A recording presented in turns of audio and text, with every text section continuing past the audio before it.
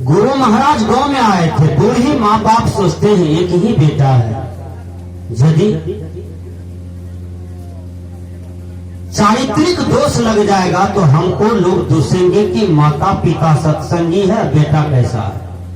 टोला में भी होता है, नगर में भी होता है, समाज बाजार में होता है। एक बार सुकरात रास्ते से जा रहा था। सुकरात जी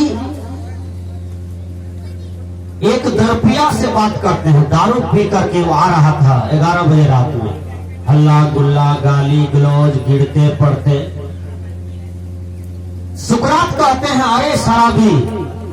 अरे शराबी क्यों इतना शराब पीते हो? मुंह गंध करता है, पैसा बर्बाद होता है, तुम्हारे बच्चे भूखे रहते हैं, तुम्हारी पत्नी रोती है, तुम्हारी पत्नी दूसरे की खेत में काम करती है, किसी तरह से बच्चा को पालती है, तुम्हारी पत्नी की देह पर साया साड़ी भी ठीक से नहीं है। अरे शराबी, इतना भी तो होश में आओ कि कम से कम अपना पत्नी को भी तो रक्षा करो, जिस बच्चे को जन्म दिए हो उनको भी तो रक्षा करो। वो शराबी क्या कहते हैं, अरे सुकरात, मुझको तो सब कोई जानता है कि फल्लमा का बेटा है, शराबी है, दारू पीने वाला है। यदि मैं गिर जाता हूं तो लोग कहेगा वही दरपिया है, वही दरपिया है, वही शराबी है, वही गजेड़ी है, वही गजेड़ी है। ये कहेगा लोग। मैं कहीं गिरा रहूंगा तो लोग ये कहेगा कि वही दरपिया है, वही शराबी है। लोग मुझ पर नहीं हंसेंगे। लेकिन सुकरात याद रखना, यदि तू गिर गया तो फिर तू कहीं का नहीं रहेगा। मूल पॉइंट में चीज शराबी कहता है। शराबी था लेकिन बड़ी ज्ञान का बात कहा कि मैं यदि गिर जाऊंगा तो लोग हम पर नहीं हंसेंगे, कहेगा वो तो दरपिया है, वो तो गजपिया है, वो तो भंगपिया है, वो तो शराबी है। अरे सुकरात, तू तो सत्संगी है, तू यदि गिर जाएगा ना तो लोग तुम पर हंसेंगे। आज देखिए आसाराम जी गिर गए, हंसता है ना। रामपाल जी गिर गए, हंसता है। राम रहीम जी बर्बाद हो गया, जीवन चौपट हो गया, पशु से भी ज्यादा बदतर जीवन खराब हो गया। आज सब कोई हंसता है कि नहीं? तो सत्संगी का बेटा बिगड़ा हुआ, बूढ़ा माँ बाप कहता है, गुरुदेव आए हैं, क्यों न गुरुदेव के आगे इस बात को रखूं। गुरुदेव के पास गए, कहा मुझे एक ही बेटा है, बहुत बिगड़ गया है गुरुदेव, मेरे बेटा के जीवन को सुधार दीजिए। गुरुदेव कहते हैं, बेटा कहाँ है तुम्हारा? कहा बेटा 12 बजे रात में आता है बाबा, पता नहीं दिन भर कहाँ रहता है। खन इसका मोटरसाइकिल पर, खन उसका 4 चक्का गाड़ी पर, खन ट्रक पर, खन बाद में, खन आदमी की गलत आदमी के साथ में बैठे उठे रहते हैं, ताश खेलते हैं, घर का एक भी काम नहीं करता है। और बेटा एक ही है, ए बाबा मेरे बेटा को सुधार दीजिए, मेरा बेटा कुसंग में पड़ गया। संत तो दुखी हो जाता है ना, संत तो दूसरे का दुख देख करके दुखी हो जाता है और उस दुख को निवारण करने का प्रयास करता है। संत कहते हैं, चलो माते तुम्हारे यहां ही आज मेरा आसन रहे। देखिए हमारे आगे में शिवानंद महाराज बैठे हुए हैं, नित्यानंद के बाबूजी धर्मदास जी साहब हैं। ये दोनों सत्संगी बहुत पुराने हैं रसलपुर के। ये दोनों का कहना है, साहब जब आते हैं तो हमारे यहाँ रहिए, खाइए, पीजिए, तब जाइए। सरदार थोड़ा बढ़िया है, जब आते हैं तो हाथ पकड़ के नहीं, भोजन कर लीजिए, रहिए, आराम कीजिए। तो वो कहते हैं, बाबा मेरे यहाँ आसन दीजिए, आज रहिए, मैं आपका सेवा करूंगा, मेरे बेटा को बुद्धि जो गड़बड़ है ना उसको ठीक कर दीजिए। हे बाबा, संसार में कोई ठीक नहीं कर पाएगा मेरा बेटा को। यदि मेरा बेटा को कोई ठीक करेगा तो वो है संत, वो है सदगुरु। आप पर ही आशा करते हैं बाबा, मेरा बेटा को सुधार दीजिए। संत दुखी हो गया, संत गर्वित हो गया, संत से याचना किया।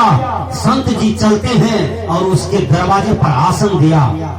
बेटा रात बजे पहुंचा, दारू शराब पी करके और मुंह गंध कर रहा था। जब घर आया माँ उसको भोजन कराया। माँ कहती है बेटा अपना घर में सो जा। बेटा कहता है नहीं माँ, मुझे और कहीं जगह जाना है। रात का 11 बज रहा था, अंधेरी रात थी, पूर्णिमा का दिन था और माँ को दया लगता है पता नहीं ये रात्रि काल में मेरा बेटा कहाँ भूखेगा, कहाँ जाएगा। बेटी होता क्या है, महात्मा जी आंगन गए, कहा यही बेटा है, कहा हाँ। वो लड़का कहता है ये कौन है, कहा ये महात्मा, ये बाबा महाराज है। अच्छा कहाँ आया है, कहा अपने यहाँ है बेटा। ये माँ कहती है बेटा प्रणाम करो, महात्मा है। कहता है हम बाबाजी तबाजी को प्रणाम नहीं करते हैं। देखिए एक जगह कलकत्ता में हम गुरुदेव जी के साथ में थे, एक माता जी आई, प्रणाम किया, उसके भाई प्रणाम किया, पिता प्रणाम किया। जो उसकी बेटी थी वो बेटी एमए में पढ़ रही थी। बाबूजी कहते हैं महात्मा जी को प्रणाम करो। वो कहती है मॉडल युग का मैं लड़की हूं, मैं प्रणाम नहीं करता किसी को। देखिए मैं मॉडल युग की लड़की हूं, मैं किसी को प्रणाम नहीं करती, मुझे बेकार बुझाता है। ये भारत के युवक युवतियों को प्रणाम को भी बिगाड़ दिया। एक हाथ से प्रणाम करता है और बहुत दूर से प्रणाम करते हैं। अरे भारत की संस्कृति है, राम भगवान चरण छू करके माता पिता को प्रणाम करते थे, या एक लम्हा दूर से प्रणाम करते हैं। ये कैसा प्रणाम के स्वरूप को बिगाड़ दिए, नमस्ते नमस्कार का स्वरूप बिगाड़ दिए, साहेब बंदगी जय गुरु का स्वरूप बिगाड़ दिए। अरे आपको प्रणाम करना है तो चरण छू करके प्रणाम कीजिए, यही तो भारत की संस्कृति है। दूर से प्रणाम करना, एक हाथ से प्रणाम करना, ये सारे विदेश की संस्कृति है। ये भारत में विदेशी संस्कृति आ गया, आपको शर्म नहीं लगता है? आप अपनी संस्कृति में जिए, विदेश की संस्कृति, अमेरिका की संस्कृति, इंग्लैंड की संस्कृति, रूस ब्रिटेन की संस्कृति उस देश में रहने दें। आप भारत के बच्चे हो, ऋषि मुनि के बच्चे हो, राम के देश के लोग हो, आप कृष्ण के देश के लोग हो, भगवान बुद्ध के ज्ञान वाला देश के लोग हैं। इसलिए आपको ऋषि मुनियों की तरह विनम्र होना चाहिए, ऋषि मुनियों के संस्कार में पलना चाहिए। तो हमने कहा, माँ कहती है बेटा महात्मा है प्रणाम करो। वो लड़का कहता है मैं मॉडल युग का लड़का हूँ, मैं प्रणाम नहीं करता, मुझे बोर बुझाता है, मुझे लज्जा लगता है। माँ मैं कैसे प्रणाम करूं? महात्मा जी कहते हैं बेटा मैं ही तुमको प्रणाम करता हूँ। देखिए महात्मा, इतना बड़ा महात्मा, वो लड़का को प्रणाम करने चला गया, तब पर भी भागा को दिमाग का पट्टी नहीं खुला कि इतना बड़ा महात्मा, वक्ता, गायक, रहनी गहनी साधना पूरा, वो हमको प्रणाम कर लिया, हम उसको प्रणाम नहीं किए। विचार कीजिएगा। तो वो लड़का के दिमाग में आया कि ये बाबाजी कौन है, हमको प्रणाम किया। सदगुरु कबीर कहते हैं दादा भाई बाप के लेखों चरणन भैया बंदा, यबती पुरिया जो निर्वारे सोई जन सदा आनंदा। महात्मा गांधी जब समाज में चलते थे ना तो प्रणाम करते थे सबको, समाज के लोगों को, बाजार के लोगों को, नगर के लोगों को, अपने जमात में जितने भी लोग था सबको इसी तरह से कल जोड़ करके चलते रहते थे, विनम्र होकर के चलते रहते थे। महात्मा गांधी विनोबा भावे इसी तरह से कल जोड़ करके रहते थे। और आप अहंकार में मोच फैलते हुए चलते हो, किसी के चरणों में नहीं झुकते हैं, माता पिता को प्रणाम नहीं करते, सास ससुर को प्रणाम नहीं करते, संत गुरुजन को प्रणाम नहीं करते। कोई दरवाजे पर अतिथि आ गया, बड़े आदमी आ गया तो कम से कम कहिए बाबा एक गिलास दूध पी लीजिए, मुझको गौ लगती है, एक गिलास पानी पी लीजिए। ये शिष्टाचार है आपके दरवाजे का। उसको कुर्सी दीजिए बैठने के लिए और कहिए बाबा कम से कम गर्म पानी पी लीजिए, 2 गिलास पी लीजिए बाबा, फायदा करेगा। भोजन है ज्यादा तो खिला दीजिए। देखिए आप समाज के एक आदमी का दिल जीत लीजिएगा। ये स्वभाव बना के रखिए अपने अंदर में, यह स्वभाव आपको बहुत ऊपर उठा के रख देगा, आपको नीचे की तरफ आपके कर्म ले जाता है, आपके कुकर्म ले जाता है। विचार कीजिएगा। संस्कृति सीखिए जीने का। तो महात्मा जी जब प्रणाम किया तो कबीर साहब कहते हैं दादा भाई बाप के लेखों, मतलब कबीर साहब भी प्रणाम करते थे लोगों को, चरण पकड़ लेते थे, गजेड़ियों का, शराबियों का, दारू पीने वाला का, बकरी काटने वाला का। कबीर साहब बकरी काटने वाले को, खसी काटने वाले को, गाय काटने वाले को चरण पकड़ लेते थे कि दादा भाई बाप के लेखों चरण नहीं हो बंदा, यवती पुरिया जो निर्वारे सोई जन सदा आनंदा। मतलब तुम अपने कुकर्म को त्याग करो, तुम अपने वासना की पुरिया को त्याग करो और तुम सदा सदा के लिए आनंद प्राप्त कर लो। बार बार जन्मते हो, मरते हो, दुख भोगते हो, है? कभी कल्याण नहीं होता है। तुम इसी जन्म में ऐसा कल्याण कर लो कि फिर तुमको न जन्मना पड़े, फिर न तुमको मरना पड़े। मैं तुम्हें दादा कहता हूँ, मैं तुम्हें बाबा कहता हूँ, मैं तुम्हें भाई कहता हूँ। नहीं मानोगे तो चरण पकड़ करके प्रणाम करता हूँ। देखिए कबीर साहब का शिष्टाचार कितना बेजोड़ शिष्टाचार है। कबीर साहब शिष्टाचार में जी रहे हैं, कितना विनम्र होके चल रहे हैं, कितना झुक झुक करके चल रहे हैं। इसलिए मनुष्य को झुक झुक करके चलना चाहिए। ट्यूबवेल गलाते हैं तो ट्यूबवेल गलाने में सबसे पहले ट्यूबवेल में पानी देना पड़ता है ना। गलाने के काल में ट्यूबवेल में पानी देते हैं ना, अब तब न पानी लेते हैं आप, पहले तो पानी देना पड़ता है। उसी प्रकार पहले झुकिए और तब देखिए आपको कितना सम्मान मिलेगा। पूरा दुनिया आपके चरणों में झुकेगा पहले, लेकिन आप झुकिए।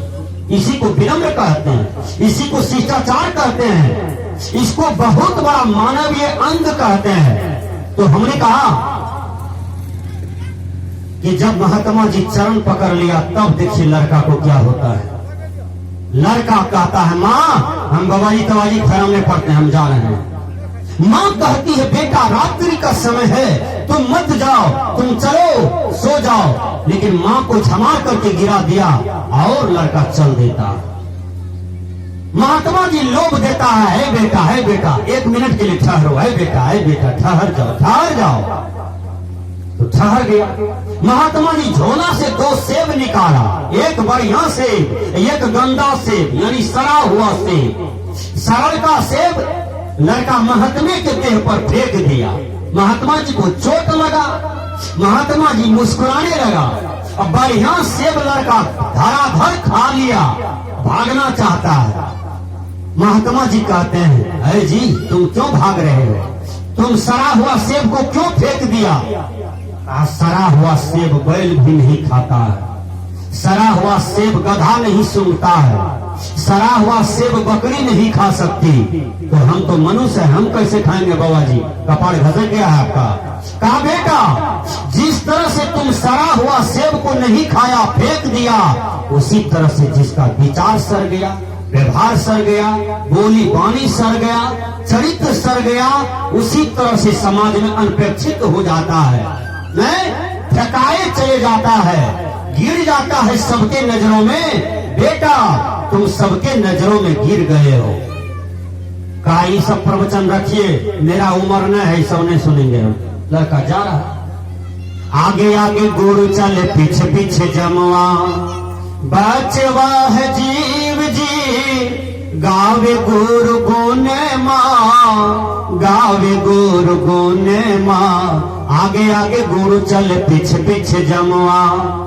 यहाँ उल्टे हो गया, आगे आगे लड़का जा रहा है, अब पीछे पीछे गुरुदेव जा रहे हैं। लड़का जा रहा है, पीछे से गुरुदेव जा रहे हैं। गुरुदेव कहते हैं आप मेरी एक बात को मान लो। कहा कौन सी बात। कहा 5 बात है, 5 में से एक तो मान लो, हम लौट जाएंगे। कहा बाबा महाराज रात का 12 बज रहा है, कोनो गड़बड़ी होगी हम तो भाग जाएंगे, धरा जाइएगा आप, इसलिए बाबा आप लौट जाइए, मत मेरा पीछा कीजिए, मेरा उम्र नहीं है, इसलिए मैं आपकी एक बात भी नहीं मान सकता। इंग्लिश के विद्वान ने कहा द यंग से लाइफ इज फुल ऑफ जोबल, द बीज से लाइफ फुल ऑफ सॉरो। अर्थात जवान बोलते हैं जिंदगी मजा लेने के लिए है, बुजुर्ग बोलते हैं जिंदगी दुख का घर है। वास्तविक रूप में सोचा जाए जिंदगी न तो दुख का घर है न तो मजा लेने के लिए है। जिंदगी है जीवन दाता शांति के लिए।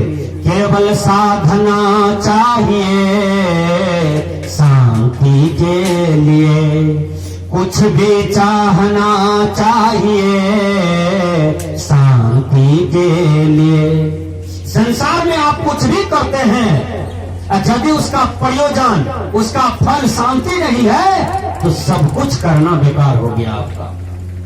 रिजल्ट सुख हो, रिजल्ट में शांति हो, तब कुछ करते हैं तो वह सफल है। सुख शांति नहीं है, करते जा रहे हैं तो सब कुछ करके एक दिन पछता के मर जाइएगा और अंत तो गतवा कहिएगा हम थका करके दुनिया से गए।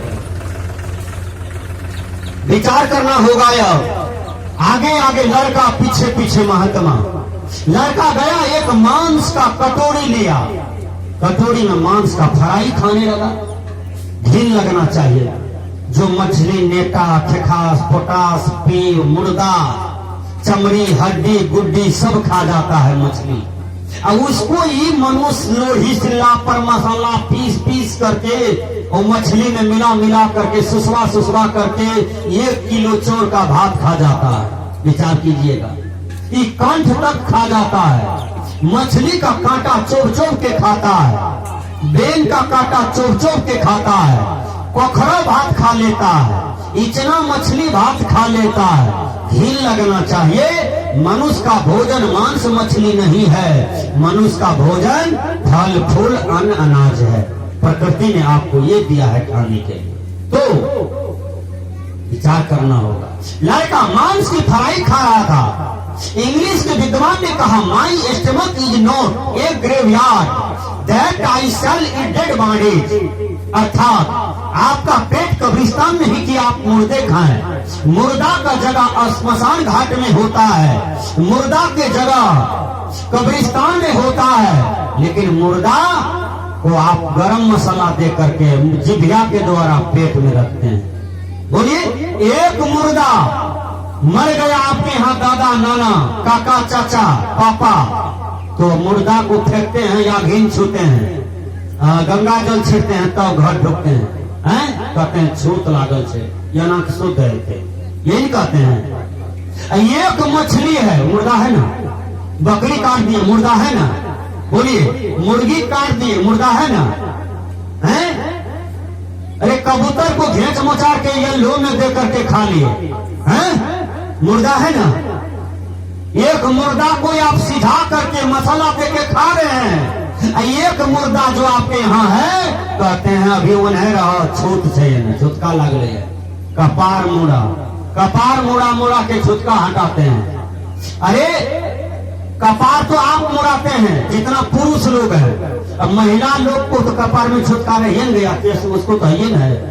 बोलिए, महिला जो थायांगन में उसको भी तो कपार में छुटका लगना चाहिए ना, वो तो कपार नहीं मुड़ाया है, कपार तो खाली बाबू भैया लोग मुड़ाया।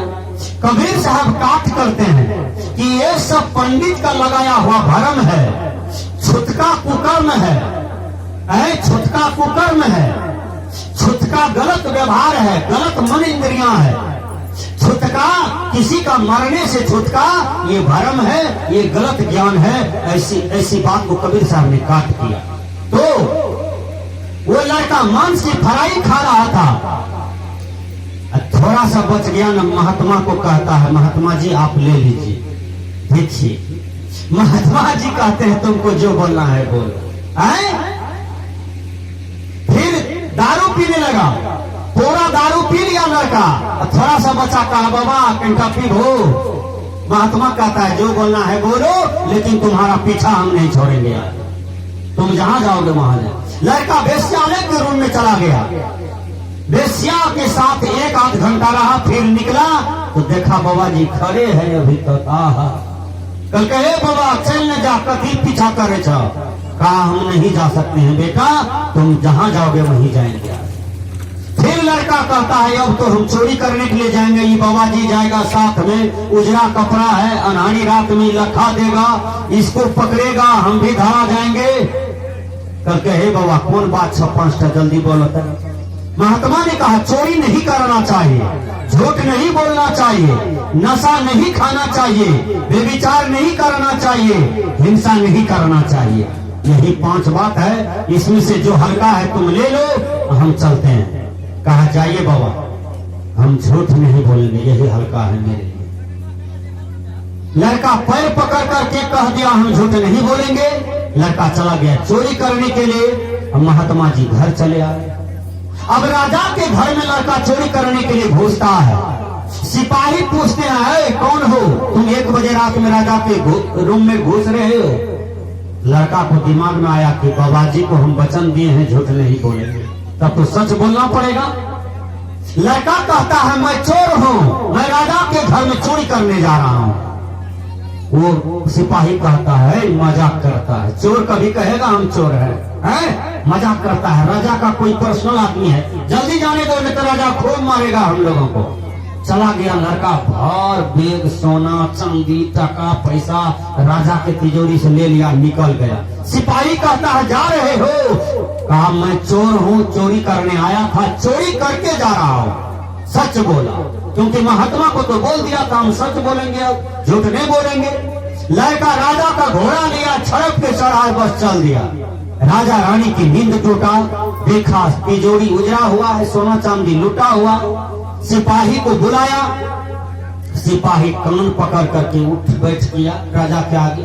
कहा सही में वो लड़का चोर था, लेकिन बोला था सच बात, बता के आया सच बात कि मैं चोर हूं, उसका कोई गलती नहीं है। सभी सिपाही राजा सहित खोजने के लिए निकला। वो लड़का एक वृक्ष के पास घोड़ा बांध करके सो रहा था। और सिपाही जगाया, कहा कौन हो तुम? कहा मैं चोर हूं, राजा के यहाँ चोरी किया हूं, अभी सोया हुआ। राजा ले गया। कहा तुम ईमानदार हो जी? चोर तो ईमानदार नहीं होता है, वो तो सच नहीं बोलता है, तुम सच क्यों बोलते हो? कहा गुरु महाराज को वचन दिए हैं कि झूठ कभी नहीं बोलेंगे। राजा खुश हो गया, कहा ये सा लड़का है झूठ कभी नहीं बोलेगा। राजा की एक बेटी थी, शादी करा दिया वही लड़का से। अब तो राजा का दामाद हो गया वही लड़का। अब लड़का सोचता है कि बाबा जी का एक तो बात माने तो राजा का दामाद हो गए, अब वो 4 बात मान लेंगे तब तो लगता है कि हम राष्ट्रपति बन सकते हैं। निकला बाबा महाराज को खोजने के लिए। बाबा महाराज को खोजने के लिए निकला, तब क्या होता है? बाबा महाराज को खोजा और उसको लाए, अपने यहाँ सत्संग करा करके गला में माला कंठी दीक्षा ले लिया। कहा बाबा वो 4 बात कौन है, दे दीजिए। आपका एक बात माने तो हम राजा का दामाद बन गए, वो 4 बात हमको दे दीजिए, मेरा जीवन का कल्याण हो जाएगा। श्री सद्गुरु महाराज।